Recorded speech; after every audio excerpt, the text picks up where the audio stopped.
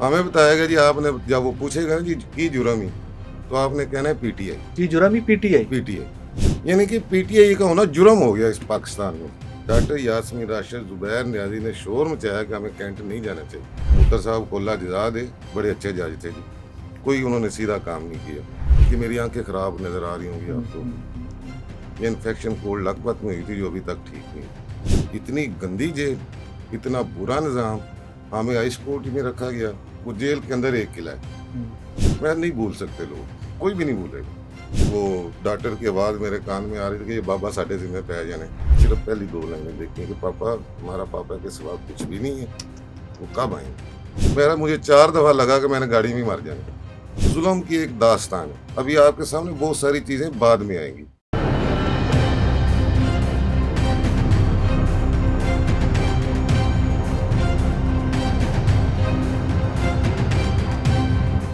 बिस्मिल्लाहिर्रहमानिर्रहीम। अस्सलाम वालेकुम नाज़रीन, आप देख रहे हैं राय साकिब डिजिटल मीडिया। उम्मीद करता हूँ आप तमाम लोग खैरियत से होंगे। ह्यूमंस ऑफ नाइन्थ में एक सीरीज़ का हमने आगाज़ किया कुछ देर पहले कि जिसमें नाइन्थ में के जो कैदी थे, जिस तरह वो ज़मानतों पर रिहा होकर आ रहे हैं, उनकी कहानियाँ कहाँ से पकड़े गए, कैसे पकड़े गए, नाइन्थ में ने कैसे उनकी ज़िंदगियों को बदल कर रख दिया। कुछ जो विक्टम्स थे वो पहले भी हम रिकॉर्ड करके आपकी खिदमत में पेश कर चुके हैं रिकॉर्डिंग्स। एक साहब आज फिर मेरे साथ स्टूडियोज़ में मौजूद हैं। ये भी नाइन्थ में के कैदी हैं, असीर हैं। नाइन्थ में के बाद गिरफ्तार हुए, उसके बाद जेल में क्या क्या हुआ, कारोबार का क्या बना, फैमिली का क्या बना, पार्टी ने क्या किया, वो तमाम तर सवालात जो आप जानना चाहते हैं नाइन्थ में के कैदियों के हवाले से, वो सवालात आज फिर इस पॉडकास्ट में आपके सामने रखेंगे। नदीम असगर जंजुआ साहब मेरे साथ स्टूडियो में मौजूद हैं। नदीम साहब, अस्सलाम वालेकुम जी। जी वालेकुम। तबीयत ठीक है, खैरियत से? अल्लाह का बड़ा शुक्र। पहले तो आपको मुबारक कि ज़मानत होगी, बाहर आ गए हो। बहुत शुक्रिया सर। कदों गिरफ्तार हुए, किमें गिरफ्तार हुए? ये सर जुलाई में गए थे, और ज़ाहिर है गिरफ्तारी कोई इशू नहीं था। जब हम मफरूर हुए, हमें बताया गया जी जियो फेंसिंग नाम है, छापे शुरू हो गए। नहीं, वहाँ से नहीं स्टार्ट करते हैं। कोर कमांडर हाउस में थे आप, अस्करी टावर में थे, कहाँ पे थे आप? जी किस एफआईआर में? मैं लिबर्टी गया था जी। अस्करी टावर, अस्करी टावर उस एफआईआर में थे? नहीं, लिबर्टी से जब फैसला हुआ ना जी, अच्छा, एहतजाज का जब एहतजाज, ज़ाहिर वो कॉल तो ठीक आई है, थी कि हमें ठीक है, लिबर्टी में जाना है। ठीक है। हम लिबर्टी इकट्ठे हुए, वहाँ पे मैं गवा हूँ जी। ठीक है, डॉक्टर यास्मीन राशिद और जुबैर न्याजी साहब, ठीक है। ये बिल्कुल वहाँ पे कह रहे थे, वहाँ पे शोर मच गया जी हमें कैंट जाना चाहिए। डॉक्टर यास्मीन राशिद जुबैर न्याजी ने शोर मचाया कि हमें कैंट नहीं जाना चाहिए, नहीं जाना चाहिए, नहीं जाना चाहिए। ये मैं गवा हूँ वहाँ पे जी, लिबर्टी चौक में। वहाँ पे कुछ नाम है, कुछ खवातीन और एक हमारे आजकल एमपी बन चुके हैं सर, उन्होंने कहा नहीं हमने कैंट जाना है। ओके। और एक खातून ने कहा जो कैंट नहीं जाएगा वो ये चूड़ियाँ पहन ले। ये भी जुमला का? जी सर, वहाँ पे इस तरह की चीज़ें चली। अच्छा, लोग वो मोब चल पड़ा वहाँ पे, लोग अपने तौर पे ना जी कैंट की तरफ चल पड़े। एजाज चोई साहब, मियाँ मुदर्शी साहब, जुबैर न्याजी, डॉक्टर यास्मीन राशिद, जो इस तरह के लीडर थे वो वहीं पे थे, पंजाब के जो लीडर थे, पंजाब के जो लीडर थे, और वो लिबर्टी से आगे नहीं जाना चाह रहे थे। डॉक्टर यास्मीन राशिद कह रही थी कि हमें जमान पार्क जाना चाहिए, कुछ दोस्त कह रहे थे कि हमें गवर्नर हाउस जाना चाहिए, कुछ लोग हमें कह रहे थे लिबर्टी में रुक जाना चाहिए। बहरहाल वो चल गया सिलसिला। फिर वहाँ से हम चले, वो जना हाउस कह लें, कोर कमांडर हाउस कह लें, ठीक है। उसके बाद हम वो एक पंप है वहाँ पे बैठे रहे, जो उतारा वहाँ पे उतारा। बहरहाल बाद में वो कॉल जाना शुरू हो गई, छापे शुरू हो गए, हम मफरूर हो गए। लेकिन जब वो फैमिली पे चढ़ गए ना जी, बतौर सियासी कार हम बहुत देर से 2004-05 से हम सियासत में हैं, ये हालात हमने नहीं देखे। मैं एक सियासी कारकुन हूँ, आपको मेरी राय से इख्तलाफ हो सकता है, बिल्कुल ठीक। आपको मेरा नज़रिया पसंद नहीं है तो आप मुझसे दलील से बात करेंगे ना, और अगर कोई तकलीफ देनी है तो मुझे देंगे। मैं सियासी कारकुन हूँ ना, मेरे घर वालों का क्या कसूर है, बिल्कुल फैमिली का क्या कसूर है। मेरा ख्याल है मैंने ज़िंदगी में ये पहली दफ़ा देखा है कि जो चादर और चार दीवारी को पमाल किया गया है ना जी, ये मेरे ख्याल पाकिस्तानी तारीख में इससे पहले नहीं मिलता। और जिस तरह आगे मैं आपको बताता हूँ, जेल में 14 अगस्त जो बच्चों का हाल था, जो हमारा हाल था, बाहर यौम आज़ादी मनाया जा रहा था, ये जो फैमिली वाला जुल्म है ना जी, ये ज्यादती है। ये कहानी स्टार्ट कब हुई? छापे ये छापे ज़ाहिर शुरू हो गए थे जी 12 मई को ही। आप नहीं काबू आए, गिरफ्तार नहीं हुए? ज़ाहिर है हमने आप कोशिश की। आप राइट लेफ्ट हो गए थे? जी राइट लेफ्ट हो गए थे। उसके बाद फैमिली के ऊपर रेड स्टार्ट हो गया? फैमिली के ऊपर ये स्टार्ट होगी, बल्कि इन्होंने ये किया कि मेरा एक छोटा मोटा सेटअप है, वो एक डीलर किराए पे देता था, उसको भी उठा लिया। और जहाँ पे ये शोरूम था गाड़ियों का जी, पार्टनर थे हम, उनको धमकियाँ शुरू हो गई। ठीक है। वो शोरूम गिरफ्तारी से पहले ही बंद हो गया, डर गए जो पार्टी डर गए। वाले। अच्छा बहरहाल वो फिर वो मशवरा करके तो हमने कहा जी चलें अब जाते हैं। हम बहरहाल हम पकड़े गए। मज़े की बात ये है कि जब मैं पकड़ा गया हूँ, आप मेरे पार्टनर हैं बिजनेस के, सारा सिलसिला है, अब आपको तो तंग नहीं करना चाहिए ना जी। ठीक है। वो जबर फिर भी जारी रहा, वो सारा सिलसिला जारी रहा और फैमिलीज को प्रेशराइज फिर भी किया जाता रहा गिरफ्तारी के बाद भी। गिरफ्तारी के बाद भी। ये बहुत कहानियां सर जी। और उसके बाद मुझसे जब मेरी जमानत हो गई, मेरी जमानत हाई कोर्ट से हुई थी, आलिया नीलम साहबा ने ली। मैं जब बाहर निकला तो मुझे रीअरेस्ट करके एक नए पर्चे मॉडल टाउन में डाल के कोट लाखपत जेल भेज दिया। 96/23 से जमानत पहले होती है। 96/23 से जमानत ठीक है। हुई थी, लाहौर हाई कोर्ट से ATC से रिजेक्ट हो गई। ठीक है। हाई भुट्टर कोर्ट साहब के टाइम पे रिजेक्ट हुई। भुट्टर साहब के टाइम पर ठीक रिजेक्ट है। हुई जी। माशाल्लाह भुट्टर साहब को अल्लाह जज़ा दे, बड़े अच्छे जज थे जी, कोई उन्होंने सीधा काम नहीं किया। बहरहाल अब वो बन गया, मेरा हाल है वो OSD बन गया। वहाँ पे कोट लाखपत भेज दिया जी। कोट लाखपत जेल राय साहब, ये मेरी आंखें ख़राब नज़र आ रही होंगी आपको भी। ये इन्फेक्शन कोट लाखपत में हुई थी जो अभी तक ठीक नहीं हुई। इतनी गंदी जेल, इतना बुरा निज़ाम। हमें हाई कोर्ट में रखा गया। वो जेल के अंदर एक किला है, वहाँ पे ना पानी का ना सफाई का कोई इंतज़ाम ही नहीं था। बहरहाल मुझे इन चीज़ों से नहीं है। मैं दोस्तों से कहता हूँ कि मैं अपनी जेल की तकलीफ़, वहाँ पे क्या क्या हुआ, बहुत बुरी जगह है जी, बहुत बुरी जगह। ना आपका इलाज सही, बदतमीज़ी, इज्जत नफ्स, तौहीन। मज़े की बात आप जानते होंगे, एक वहाँ पे ना मुलाजा होता है जी। हाँ। सुपरडेंट बैठता है, डिप्टी सुपरडेंट बैठते हैं, वहाँ पे सारे जराइम वाले लोग होते हैं। हमें बताया गया, वो पूछता है जी नाम की, वालिद का नाम, जुर्म क्या है। हाजिरी। हमें बताया गया जी आपने, जब वो पूछेगा ना जी की जुर्म ही, तो आपने कहना है PTI। की जुर्म ही PTI। और वो बड़ा क्लिक किया कि यार ये मुल्क है, ये सियासी रियासत है, ये जमात का सियासत है। कारकुन बनाते कोई जुर्म नहीं। हाँ जी, मतलब वो रिकॉर्ड भी है। बल्कि वहाँ पे फिर ना जी वो चीज़ें क्लिक हुई, हमें चक्कियों में भेज दिया गया। मैंने वहाँ पे एक नज़म भी लिखी थी कि जुर्म है साडा PTI। लेकिन वो क्लिक किया, वो बच्चों को मैं देखता था, नौजवान बच्चे भी थे हमारे साथ। सबको हाजिरी के वक्त पूछा जाता था जी कि जुर्म मुलाजा क्या पे है। ये मुसलसल। अच्छा ये कैंप जेल में भी हुआ, कोट लाखपत जेल में भी हुआ। अब मेरा 96/23 मुकदमा है ना जी, ये नहीं बताएगा कि मुकदमा क्या है। और जब वो पूछेगा कि जुर्म किया तो आपने बताना है PTI। यानी कि PTI का होना जुर्म हो गया इस पाकिस्तान में जी। और एक सियासी इन्वेस्टिगेशन जमात के साथ होना जुर्म हो गया। आपकी जो इनफरादी इन्वेस्टिगेशन होती थी, सबकी इनफरादी जी, इन्वेस्टिगेशन जी। भी हुई थी, तफ्तीश हुई, उसमें क्या पूछते रहे आपसे? वो इसमें से नाम जी गालियाँ। अब वो इन्वेस्टिगेशन क्या थी, 83 रिकॉर्ड कटवा लिया, ये है वो, तो इतनी देर से पार्टी के साथ है। और वो राय साहब ना ही पूछें जी, वो जो अतक, वो जो तो ही ना जी उस वक़्त इन्वेस्टिगेशन के नाम पे, जो मैं नहीं भूल सकते लोग, कोई भी नहीं भूलेगा। Very unfortunate. जी, मतलब कोई भी सियासी नहीं जमात भूलेगा। का कारकुन होना, तो इन्वेस्टिगेशन चले, अगर आपने तोड़-फोड़ की करनी है 100 दफ़ा कीजिए, आपका हक है। अगर आपको लगता है कि बंदा इन्वॉल्व है, उसको सज़ा भी दीजिए, पूरा मुल्क आपके साथ है। लेकिन अगर कोई बेकसूर है और आपको पता भी है कि बेकसूर है, उसकी इज़्ज़त-ए-नफ्स, उसके ख़ानदान का सुकून तबाह करने का तो कोई हक नहीं आपको, कोई कानूनी जी, इजाज़त सब नहीं देता। जेल के अंदर इन्वेस्टिगेशन में जगह-जगह आपकी तौहीन की गई, जगह-जगह। अब मेरी 55 साल से ज़्यादा उम्र है जी, माशाल्लाह। और इस उम्र में गालियाँ खाना, नीचे बिठा देना, और बहरहाल मैं कहता हूँ कोई मसला नहीं है। हम जिस काज के साथ लगे थे, अपने अकल शऊर के मुताबिक हम उस पे काम कर रहे हैं, इंशाल्लाह करते रहेंगे। लेकिन सियासत को सियासत की तरह लेना चाहिए सर। हमारा सिर्फ ये है, PTI का होना जुर्म नहीं है सर। बिल्कुल ठीक। आप इख्तलाफ कर सकते हैं, आप हमें ठीक है, दलील से 100 दफ़ा समझाएं, कर सकते हैं। वो सारा सिलसिला है। बहरहाल असल में इशू ये है सर, जो मैं कहना चाह रहा हूँ, हमें आपने पकड़ लिया, हमें बदल नहीं सके आप। जो पैगाम है वो तो 5 साल के बच्चे तक भी पहुंच गया। या तो मुल्क का निसाब बदल दें। आप नौजवानों को क्या सिखा रहे हैं, हमें बंद करके, ये आइन वगैरह तोड़ के नौजवान नस्ल को आप क्या बता रहे हैं? आप मुल्क तबाह कर रहे हैं। निसाब में आप बताते हैं कि आपने बेईमानी नहीं करनी, आपने ये पासदारी करनी है, बड़ा अच्छा अच्छा निसाब पढ़ाते हैं। दिखा क्या रहे हैं सर? कि जिसके पास गन है, जिसके पास पावर है, वो जो जी चाहे करे। सर ये सियासत नहीं है, फिर ना ये मुल्क के लिए ख़तरनाक है। आप नस्लों को ख़राब कर रहे हैं। खुदा का वास्ता ऐसे ना करें, इस मुल्क को चलने दें, सियासत को सियासत करने दें, इख्तलाफ राय बर्दाश्त करें और सियासी लोगों को आने दें।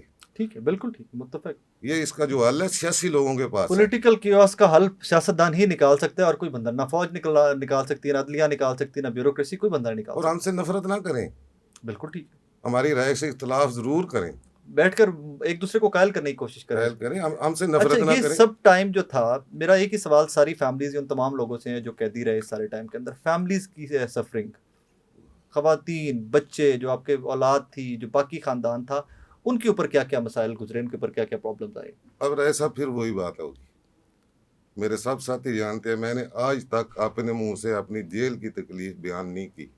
बहुत तकलीफें थी, कोल लखपत, वो डॉक्टर की आवाज़ मेरे कान में आ रही थी कि ये बाबा साढ़े जिम्मे पै जाने, वो कोई ब्लड प्रेशर, कोई हार्ट अटैक शायद मसला था, जुबान के नीचे गोली रखी, मुझे लिटा दिया। लेकिन उससे ज़्यादा भी तकलीफ है मेरे लिए ना, साथियों की तकलीफ थी।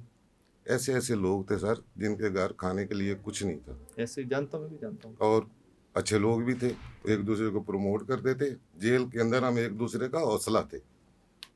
अच्छा, जब मैं बाहर आया ना जी, अल्लाह ने किया कोई तीसरी दफ़ा गिरफ्तार हो गए। पहले कैंप जेल से रीअरेस्ट हुए, वहाँ से जब कोल लखपत से 306 मॉडल टाउन वाले पर्चे में जमानत हुई, वहाँ वैसे से बड़ी स्पीड नहीं थी, आप कोर कमांडर हाउस से आप मॉडल टाउन भी पहुंच गए, कहाँ कहाँ कितनी स्पीड है आप पीटीए सर, बनों इस पे? मुल्क की हमारी तो कोई स्पीड ही नहीं है। जो स्पीड लगा रहे हैं ना सर, खुदा का वास्ता है स्पीड रोकें। नहीं, मैं तो स्पीड समझ कि एक रोकें। टाइम पे 2-2 3-3 हाँ जी, वही ना जी, ये स्पीड लगाने वाले तो कुछ और है ना जी। हाँ। वो जो स्पीड लगा रहे हैं ना सर जी, ये ना हो कि कुछ बांग्लादेश देख लें सर, ना करें। अल्लाह ना करे, अल्लाह कभी ना करे। जी सर जी।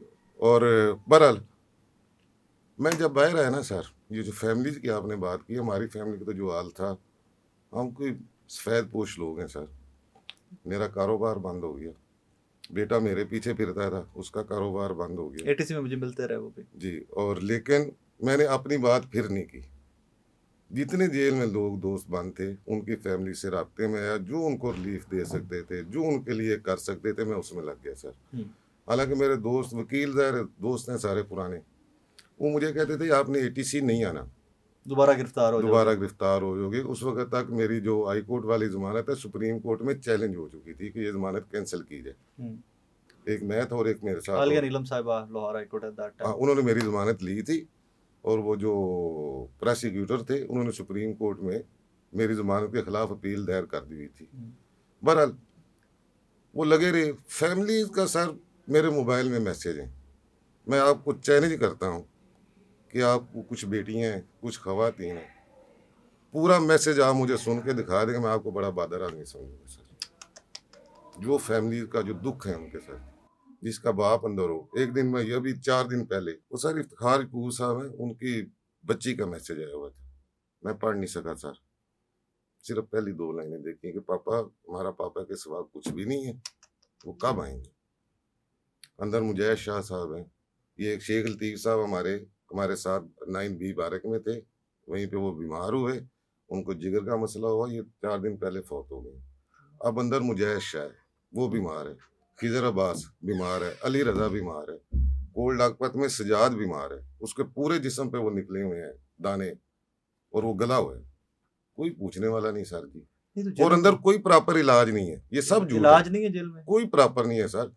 मैं अपना तजर्बा बता रहा हूँ कोल लखपत में सर, वो जब मुझे हुआ ना सर, मिलिट्री की कस्टडी में जो लोग थे वो तो और कहानियां बता रहे हैं कि वहां पर इलाज भी होता रहा लोगों का। मिलिट्री कस्टडी वालों को जो मुझे पता चला है ना सर जी, मेरा ख्याल वो जेल से 1000 टाइम बेहतर है। हालांकि फौज का जेल में आती ही सख्ती, और वो लगता है कि 100 गुना ज्यादा सख्ती होगी जी वहां सर। पर, और पता नहीं क्या क्या हो रहा होगा उनके अच्छा, साथ। कुछ यही तो मैं कह रहा हूँ सर, जो परसेप्शन बन गई हुई है ना सर, जिनका आप नाम ले रहे हैं, फौज की बात करूं कि कस्टडी में भाई, तो हाँ जी, वो ज़ाहिर जो परसेप्शन बाहर चल रही है ना, मेरा ख्याल है वैसा नहीं है, क्योंकि मेरे कुछ लोगों से बात भी जो हुई है। छूट के आए हैं। हाँ, क्योंकि मैं जब रिहाई के बाद जितने लोग पकड़े हुए हैं, सब फैमिली से मिला हूँ, सबके पास गया हूँ, वो मुतमईन थे।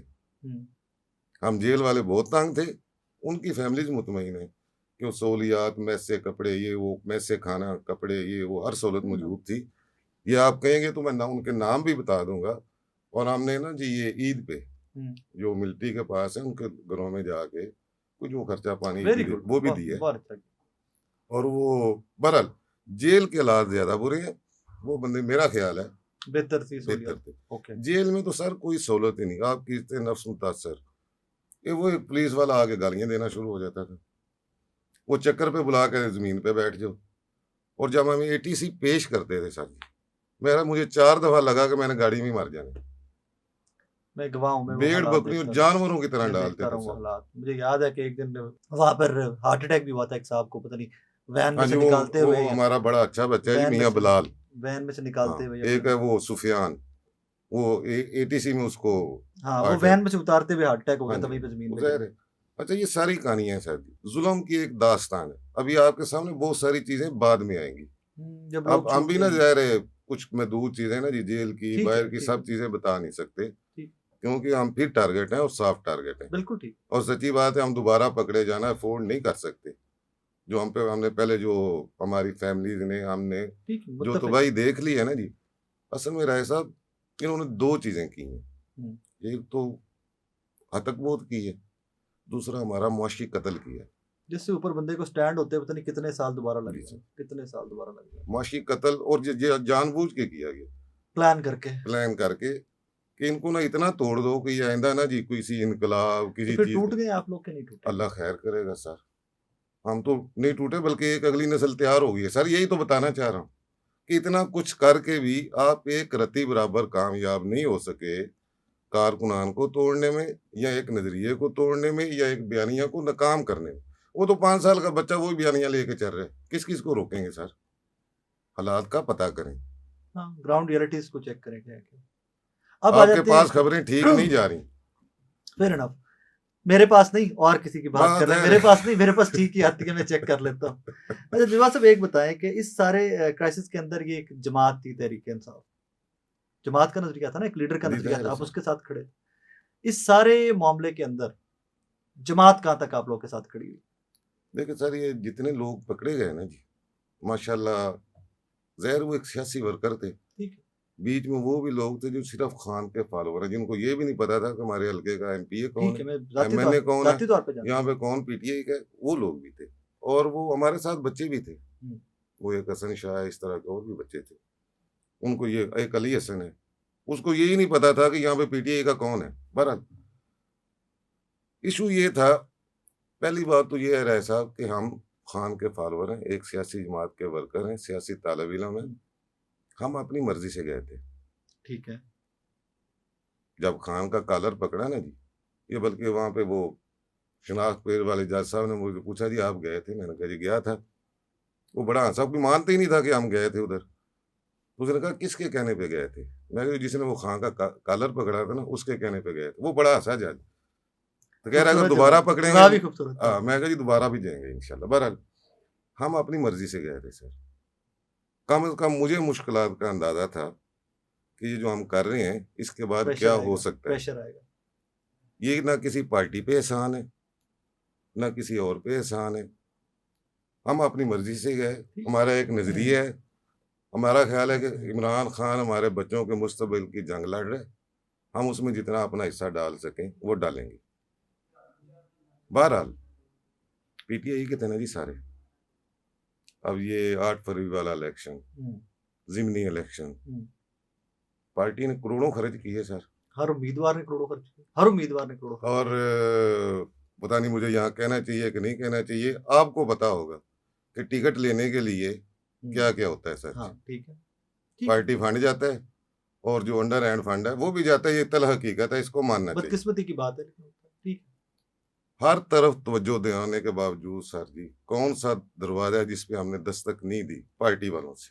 हम्म, अभी तक जब मैं आपसे बात कर रहा हूँ, किसी पार्टी ने जेल वालों, ये कैंप जेल के लोग, कोल्ड लखपत जेल के लोग, और ज़ाहिर है जो मिलिट्री वालों के पास हैं वो भी पीटीआई की हैं ना जी। बिल्कुल पीटीआई के और दो, पता नहीं खवातीन पीटीआई उनको ऑन करती है कि नहीं, क्योंकि उनके बारे में बात को नहीं लोग कर रहे। को नहीं करते।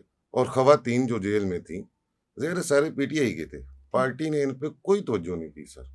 क्या वजह बनी? वजह सर, अच्छा हम जो लोगों को कहते थे, ज़ाहिर है हम सियासी वर्कर हैं, कोई पार्टी को बात करे हमें गुस्सा चढ़ता है। हम अपने कारकुनान से कहते यार सारी पार्टी फंसी हुई है यार, सारे ही मुश्किल में है। जवाब पे अब पार्टी भी यही देती है। हाँ जी, सारे मुश्किल में है, सारे भागे हुए हैं। और सर जी किसी से बात करें ना एमपीए साहब से, जो इलेक्शन में 2 करोड़ रुपया खर्च कर चुके हैं, उनसे कहे ना सर जी को 1 लाख 2 लाख रुपया इनके फंड में दे दें, इनका भी ख्याल कर लें। वो आगे से ऐसी कहानी सुनाते हैं कि उनसे ज्यादा जुल्म किसी पे हुआ ही नहीं। और वो मेंबर बन के असेंबली में पहुंच मेंबर चुके हैं बन आप के, लोगों के वोटों से। लोग हाँ जी, टिकट उन्होंने ले ली है, कंपेन कर रहे हैं और असेंबलियों में भी पहुंच गए। जब ये कैदियों की बात करेंगे वो कहेंगे मैं तो आप जेल रहा। वो जी मैं एक उनका नाम नहीं लेना चाहिए। जब उनसे मैंने बात की तो कहते जी आपको पता है नदीम साहब मैं 11 दफा इस्लामाबाद गया हूँ पेशी भुगतने। मैं कहा जनाब जा सकते ने जा सकते हो। ਜਿਹੜੇ ਇੱਥੇ ਕੈਂਪ ਜੇਲ੍ਹ ਨੇ ਸਰ ਉਹ ਤੋਂ ਕੁਛ ਡਰੇ घरों रिक्शा लेके नहीं ਇੱਥੇ ਆ ਘਰੋਂ ਸਕਦੇ। ਦੇ ਉਹਨਾਂ ਕੋਲ ਕਿਰਾਇਆ ਨਹੀਂ ਹੁੰਦਾ। जनाब ने टिकट भी ले लिया, जनाब इलेक्शन भी लड़ रहे ने और इंशाल्लाह जीतोगे 5-7 डाले भी लाके फिर दे हो। 5 साल। लेकिन इनका कोई ये बड़ी जी तल हकीकत है, पार्टी की तरफ से सपोर्ट नहीं है। पार्टी की तरफ सपोर्ट ना जी। बाहर से लोगों ने बड़ा पैसा भेजा था तहरीक इंसाफ के लोगों ने, 9 मई के लोगों के। ये मैंने एक कोशिश की जी, हाँ। कोई आप जैसे दोस्तों के जरिए मैसेज देने की कि चीज़ों को ना सेंट्रलाइज किया जाए, कोई फंड बना लें, कोई एक कोई फंड मरकजी हमने सा- बनाया जी। वो अल्लाह ताला जज़ा है उनको, जो हमारे लाहौर के जनरल सेक्रेटरी वकार खान साहब, उन्होंने एक अकाउंट बनाया मरकज की इजाज़त से। ओके। इजाज मिनाज, अच्छा पहले हमने इजाज मिनाज साहब से बात की, कर्नल एजाज में ना कर्नल इजाज मिनाज ठीक साहब है। पंजाब सेंट्रल पंजाब हाँ। के हमारे सर हैं। उन्होंने कहा जी हमारे पास तो कुछ है ही नहीं इस ये मंड में। कर्नल साहब को की होना है वैसे। कर्नल साहब को तसल्ली तो थी, दिलासा तो था हाँ, सर। ये ठीक है, ये ठीक है। और दूसरा कर्नल साहब ऊपर से तो कुछ ले सकते थे। फी एमपी आपको पता है जी, जिसको टिकट मिला उसने मरकज को कितने पैसे दिए? 6 लाख रुपए 6 लाख 6 रुपए लाख और एमएलए ने 12 लाख रुपए। 12 लाख, ठीक है। ये उन्हीं के पास था सर, हमारे पास तो पार्टी नहीं के था। पास क्या है? पार्टी के पास हाँ, था ना पार्टी जी, के- पार्टी वापस कर सकती थी। भला हमने फंड बनाया, कोशिश की और ये खबरें हमने भी सुनी है। ये अभी आप ये 29 को ATC हमारी पेशी थी, वहाँ पे भी जी शोर मचा हुआ था। वो एक वकील साहब हैं, वो कह रहे थे जी मैंने 9 लाख रुपया फलां को दिया है, वो कह रहा मुझे तो 50,000 दिया था, मैंने वो बांट दिया है। ये ओवरसीज कुछ कर रहे हैं, बहुत कुछ किया है। मैं- लेकिन ना वो चीजें ना मतलब ये हकदार तक नहीं पहुंचनी। ये बात भी ठीक है। मेरी अलीमा खान साहबा से बात हुई, उन्होंने कहा जी मैं 100 फैमिलीज को पैसे दे रही हूँ। मैंने कहा जी वो हमें भी बता दें केड़ी लोग वो कौन सी हैं, कोई हमें लिस्ट दे दें। या मैंने कहा जी हमने कुछ पैसे इकट्ठे किए हैं, हमसे लिस्ट ले लें, पैसे भी आप रखें, आप बांटें, हाँ, कोई लेकिन सिस्टम जिन एक 100 बना लेना। जिन 100 को मिल गए हैं ना उनको स्किप कर दें, अगले 100 बीच में डाल ठीक दें। है, बिल्कुल ठीक। वो भी माशाल्लाह खामोशी सर जी। ओवरसीज से यही कहना चाह रहे थे कि अगर आप कुछ करना चाहते हैं ना, किसी निज़ाम के तहत करें, किसी पार्टी जिम्मेदारान के तहत करें, चीज़ें आ रही होंगी। मेरे इल्म में नहीं है, सच्ची बात है। मैं आपको बताता हूँ, चलिए I'm sorry मैं आपको काट रहा हूँ यहाँ पे। मैंने कुछ देर पहले एक पॉडकास्ट की, यूं 9th मई के विक्टिम थे। ऊपर उस पॉडकास्ट में ऊपर हमारा यूट्यूब का नंबर जो चैनल का था वो चल रहा था। उस चैनल पे बहुत सारे लोगों ने हमसे रब्ता किया कि जी हमें इनका कॉन्टैक्ट दें, हमें एड्रेस बताएं या इनका बताएं। अब वो जो मैं देख रहा था जुंजुआ साहब, कुछ 100 के करीब कॉलें आई हमें हफ्ते 1.5-2 के अंदर बाहर से, कुछ जर्मनी से, इंग्लैंड से, सारी दुनिया से कॉलें आई, यहाँ तक दुबई से बहुत सारी कॉलें आई। अब मैंने जो ज़रबे तकसीमें लगाई, मैंने कहा कि यार अगर ये सारे लोग एक ही बंदे को पैसे भेजते जाएंगे हाँ तो जी। बाकियों को क्या बनेगा? ये अब मेरे पास उसका कोई निज़ाम नहीं था। मुझे जो बंदा कांटेक्ट करता था मैं टीम को कहता था यार नंबर दे दे भाई, क्योंकि उस फाइनेंस के अंदर किसी भी फाइनेंशियल मैटर के अंदर मैं नहीं इन्वॉल्व हो सकता था। आपकी पार्टी का मामला है, कोई आपको मुस्तहिक है नहीं है, वो इन्वेस्टिगेट करना आप लोगों का काम है, मेरा काम नहीं है। लेकिन अगर मैं किसी को ये भी मना करता कि बहुत सारे लोगों ने पैसे पहले दे दिए हैं उन साहब को, तो वो अगले कहते हैं यार आप कौन होते हैं हमसे ये पूछने वाले, ठीक बात। आप तो मेरे नंबर दें, हम तो आपसे नंबर मांग रहे हैं। तो यस, इसके लिए कोई सेंट्रलाइज सिस्टम होना चाहिए था। सर मेरे पास लिस्ट है, हमने निज़ाम बनाया। 400 बंदा कोल्ड लखपत गया, हाँ, 9 मई से लेके जो बार बार बाद में भी गिरफ्तार होते जी रहे। अब तक, और तकरीबन 800 बंदा कैंप जेल का 1200 लाहौर में, लाहौर में। 100 के करीब खवातीन। जो खवातीन अलग से। अच्छा इन सब की एक लिस्ट बनाई, निज़ाम बनाया, फैमिली से रबते हमने कुछ दोस्तों की मदद से ना जी, जब वापस है अपनी मदद आपके तहत 100 फैमिली का राशन लगा दिया था। Very good. और किसी बहर वाले सियासत या होती पार्टी रही कि से, ये काम है जिसका अजर अल्लाह देगा। हाँ जी, पार्टी की मदद के बगैर दोस्त साथ थे। और फिर ये अभी जो ईद गुजरी है, इससे पहले किसी को 50,000, किसी को बहुत 15,000, बहुत किसी को जो हम दे सकते थे ना जी, ये अपने तौर पे हमने किए।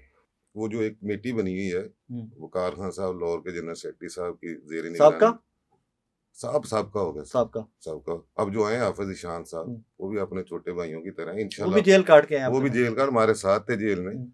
और यार उनसे तल्लक मेरा जेल वाला नहीं है, वो 20 साल का है और बड़े माशाल्लाह मुतर्रक आदमी है और वो डिजर्व करते थे। वो भी इंशाल्लाह इस पे काम करेंगे। लेकिन मैं ये चाह रहा हूँ सारा ना जी एक जगह हो जाए, उसमें मैं ना हूँ। हाँ, कोई जरूरी नहीं मैं पार्टी खुद से बनाए आपकी, पार्टी खुद से तहरीक इंसाफ बनाए, खुद से बनाए। सबको बताओ कि ये चीज चल ये बातें ना जी, मैंने ज़ाहिर एटीसी जाके जास तो साहब से बात की, डॉक्टर यास्मीन राशिद साहब से बात की, मियां मुदस्सिर साहब से बात की, उमर अयूब साहब को लेटर भेजा, ये मैंने एजाज मिनाज साहब से खिला के भेजा, जितने पार्टी के जिम्मेदार, बैरिस्टर गौर साहब, जिस चीज से मैं बात कर सकता, बल्कि एक ना वो लेटर मैंने लिख के खान साहब को भी जेल भिजवाने की कोशिश की। वो जो आप जैसा बंदा लेके गया, बिकॉल उसके वो जी मेरे मैंने ना फड़वा रहे जे मैं नहीं सी लैके गया भाई, वो कोई और था, मैं नहीं सी लैके गया कि बिकॉल मेरे उसके कि जी मैंने दे दिया है। हाँ, मैं देता हूँ। लेकिन सर जी, अच्छा यही जो मैं अभी बात कर रहा था नहीं, आपने देखा जेल से खान साहब की कितनी हिदायत आ रही हैं, वो अंदर से कुछ आता है, बाहर ये कुछ कर होता दें है। वो कर। हाँ, ठीक है। मैं आज तक हैरान हूँ कि जेल से मतलब आपको ओहदा मिलना है, खान साहब की हिदायत आ गई है, ਤੁਸੀਂ ਮੇਰੇ ਲੋਟ ਤਾਂ ਧਿਆਨ फलां ਹਟਾ ਕੇ को ਉਹਦੇ ਇਹ ਬਦਲ ਕਰੋ ਕਿਤੇ ਹੋਰ, ਮੈਨੂੰ नहीं पता। फलां को ये चीज दे दें, फलां कमेटी का बना दे, हाँ, खान साहब की हिदायत आ गई है। आज तक ये हिदायत खान साहब की नहीं है कि यार जेल वालों को भी आपने रिलीफ देना है। जरूर आई होगी, आप तक पहुंची कि नहीं पहुंची वो मुझे नहीं पता, जरूर आई होंगी, मैं आपको ये तो दावे से इसमें बता सकता हूँ। और कहानियां मैं बहुत है। अब आपकी इस सारी गुफ्तगू के बाद मैं खुद भी चेक भी करवाऊंगा, हाँ जी। मैं इंशाल्लाह वो कोशिश करूंगा कि खान साहब से डायरेक्टली ये सर जेल वालों की सुन लें, वो उन्होंने किसी पे एहसान नहीं किया, अपने जरिए पे गए हैं, वो बाइज्जत लोग हैं, अना वाले लोग हैं, फिर ना लेकिन पार्टी को महसूस करना चाहिए कि इनके कारोबार, इनकी नौकरी, आप यकीन करें, बड़े बड़े अच्छे लोग, अच्छा जब आप अपने कारोबार से कुछ 6 माह 7 माह 10 माह हट जाते हैं ना जी, तो वो जो अच्छा सेटअप है ठीक वो है, भी गुजर नहीं जाता चल है। सकता। तो वो जो बिल्कुल जिनके छोटे सेटअप थे उनका क्या हाल हुआ होगा, कोई महसूस नहीं कर रहा सर जी, उम्मीद है कि आपकी इस गुफ्तगू के बाद कुछ महसूस कोई कोई कुछ उनको करे। पूछ नहीं रहा। और ना जी ये मुआशरे में एक पार्टी के अंदर ना जी, ज़ाहिर है वो आप ही का वर्कर है ना, आप उसको ज़ाया कर रहे हैं। नदीम साहब, thank you very much for coming. वो नाजरीन, ये सीरीज जारी रहेगी, ये चलती रहेगी, क्योंकि जिस तरह लोग रिलीज हो रहे हैं, जिस तरह रिहा हो रहे हैं जमानतों पे, उसके बाद हम रिकॉर्ड करते रहेंगे और आप तक पहुंचाते रहेंगे। प्रॉब्लम सिर्फ एक है, मैं बार बार कहता हूं कि 9 मई की पुरजोर मजम्मत सारा पाकिस्तान करता है, जहां पर तोड़ फोड़ हुई, जलाओ घिराव हुआ, गलत हुआ, लेकिन किसी एक बेगुनाह को भी एक दिन भी जेल में रखा गया है तो वो भी बहुत बड़ा जुल्म है। उसको कंपनसेट कौन करेगा, उसके सवालों का जवाब कौन देगा? ये लोग जो जमानतों पर रिहा हो गए, मैं इनको ये नहीं कहता कि ये बिल्कुल मजलूम थे या ये बिल्कुल इनके ऊपर कोई इन्होंने कुछ भी गलत नहीं किया था, लेकिन अगर कुछ गलत किया था तो उसके शवाहिद कहाँ पर है? मैं जज नहीं हूँ, मैं ज्यूरी नहीं हूँ, लेकिन अगर इन्होंने कुछ गलत किया था तो वो शवाहिद कोर्ट्स में होने चाहिए थे ना, और अगर कोर्ट में वो शवाहिद थे तो फिर इनकी जमानतें नहीं हो सकती थी। मतलब इनके खिलाफ आपके पास कोई शवाहिद नहीं थे, जिनकी जिंदगियों का एक एक साल आपने ज़ाया कर दिया, जिनके खानदानों का एक एक साल ज़ाया कर दिया, वो इससे रिकवर कैसे करेंगे? ये बहुत बड़ा सवालिया निशान है, कि उस जमात के लिए भी सवालिया निशान है कि जिस जमात के ये कारकुनान है। लीडर की बात हम नहीं कर सकते, Imran Khan is in the prison himself, वो खुद जेल में है, उनकी बात हम नहीं कर सकते। होते जेल से बाहर तो चीज़ें शायद मुख्तलिफ होती। मुझे याद है कि ज़मान पाक में रमज़ान के दिनों पे जो ईद पे लोग रह जाते थे ज़मान पाक में, उनके बच्चों के, उनके कपड़े तक ज़मान पाक इमरान खान के घर से आते थे। उनको ईदी मिलती थी इमरान खान से, बच्चों को और बड़ों को। सो वो तो इतना ख्याल रखते थे। पार्टी कहाँ तक रखती है, वो पाकिस्तान तहरीक इंसाफ सोचे, उनके लीडरान सोचे। अपना बहुत सारा ख्याल रखिएगा, दुआ में याद रखिएगा। अल्लाह हाफ़िज़।